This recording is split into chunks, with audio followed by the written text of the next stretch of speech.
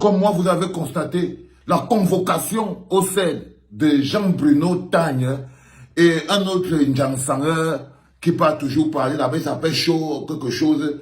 Ben, c'est le cas Jean-Bruno qui m'intéresse le plus parce qu'il est cité avec les autres deux gars.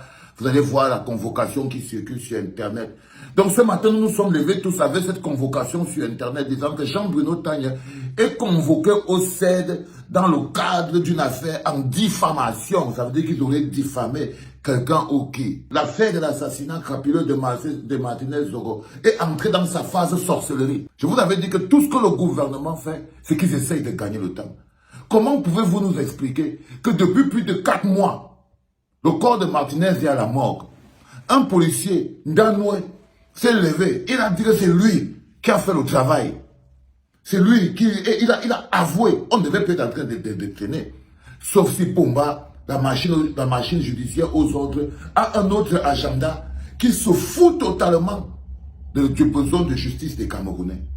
Là encore, vous comprenez que vous pouvez avoir une histoire. Chacun d'entre vous n'écrit pas la même histoire. C'est-à-dire que dans le cadre de l'affaire Martinez-Zogo, nous écrivons l'histoire de la soif de justice. Pomba lui écrit une autre histoire. On n'est pas dans le même pays. Partagez les enfants. Donc en ce moment précis, Danoé a déjà avoué. Les reporters sans frontières, tous les journaux ont parlé. On a arrêté le Zomlo, le Mebi Menyak, comme étant le commanditaire principal. Mais derrière, il y avait quelqu'un qui a même donné l'ordre, son nom est sorti. Laurent et son monsieur, c'est à cause d'eux qu'aujourd'hui la clinique subit toute forme d'attaque. C'est-à-dire qu'ils ont armé une armée de robots signaleurs. Comment peut-on vivre dans une histoire où on convoque le nom de tout un ministre de la justice, on convoque son nom dans une histoire d'assassinat et le gars est toujours là en train de travailler? C'est pas possible. Il fait les plans tout devant nous. Il essaie d'alléger les conditions d'emprisonnement d'Amogo Belinga. Il démontre aux gens que c'est son complice. Il essaie de le protéger. Il bloque la machine judiciaire. Le gars a déjà avoué. On a déjà arrêté Echo, le patron de la DGRE. Il est déjà en train de devenir papelé en prison. Mais le corps de Martinez est toujours enfermé à la morgue et l'affaire n'est même pas encore appelée pour être jugée. Il y a quelqu'un qui se fout de la gueule de l'autre. Voilà. Aujourd'hui, Jean-Bruno Tagne qui est convoqué. Je peux vous dire avec assurance que c'est l'histoire du Voice là. J'avais regardé, j'ai dit que Jean-Bruno Tagne sort même avec le Voice si doux. L'histoire du faux Voice, il y avait un Voice qui était sorti encore d'un prêtre au lac dedans. On ne sait pas si le Voice était sorti avant qu'elle était mort ou après. Et Reddington, je me rappelle ce jour-là, Jipo avait dit que l'histoire du Voice si sort d'où? Il ne comprenait rien de tout ça.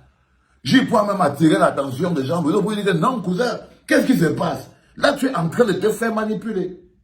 Et Jean-Bruno s'était fait manipuler sur ce truc. Il faut dire les choses comme elles sont. C'est-à-dire C'est-à-dire que je ne sais pas d'où il est sorti. Et c'est pour ça qu'il est convoqué. Il est convoqué avec le gars qui fait le Jansang. Le gars qui fait le Jansang et qui est devenu la star de Vision Canada, et Bonnie Philippe. C'était un faux voice avec pour objectif de brouiller les enquêtes. Et c'est ça quand une affaire commence à trop durer. Je suis sûr qu'on va demander que le voice est sorti d'où? Oh, tu as accusé en diffamation. Qu'est-ce qui nous fait croire qu'ils ne vont pas l'arrêter et ils vont le garder? Bonnie Philippe va aller expliquer pourquoi il a transformé le plateau de Vision 4 en le tribunal. Tu request. Continue. Ce n'est pas la sorcellerie, ça. 5 mois, le corps est à la morgue. On est dehors, justice pour Martinez. Ça, c'est le vampirisme que les gars sont en train de nous faire. Les gens qui défendent le Zoom là, au village, là. Vous comprenez donc? Les villageois et les villageoises de Paris, là. Les défenseurs du Zoom là, de Paris, là. Les défenseuses. Regardez-les. Regardez comme ils sont là-bas. Et on a dit que si vous ne pouvez pas faire quelque chose de la vie, si vous voulez être des stars, chantez. Faites de la musique. Je ne veux pas dire que vous ne travaillez pas, vous travaillez. Faites de l'art, faites de la peinture. Mais quittez sur le débat public, dis donc. Arrêtez de nous polluer le débat public avec vos histoires. C'est Pomba qui bloque en ce moment. Et l'enquête. Et le cadavre de la Zozo à la mort. La personne qui tire les ficelles derrière, qui bloque le cadavre Martinez Zogo à la morgue, c'est Pomba. Quoi? La personne qui tire les ficelles derrière, qui bloque le cadavre Martinez Zogo à la morgue, c'est Pomba. Qui? C'est Pomba. Il faut debout. Je m'en vais. La vie, c'est versi, versa. C'est tout. C'est fini. Merci Buzz Cacao. Merci.